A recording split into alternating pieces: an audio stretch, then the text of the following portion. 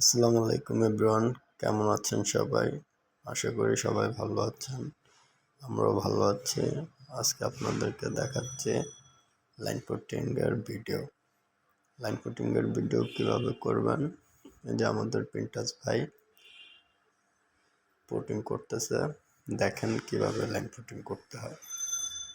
তবে আপনার দেওয়ালটা যদি ভিজে হয় তাহলে সোনোসন মেরে নেবেন অথবা সিলার মেরে নেবেন। মারার পর এক কোট লাইন পুটিং করা হলে তারপর সেকেন্ড কোট লাইন পুটিং ভালো মতো কেটে তারপর ঘষতে দেবেন।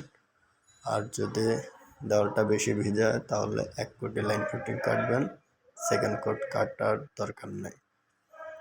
আর আপনারা এই যে সেকেন্ড কোট কাটার আগে অবশ্যই ভালো মতো খেয়াল করে নেবেন কোনো জায়গায় কোনো হচ্ছে আছে কি না, থাকলে এগুলো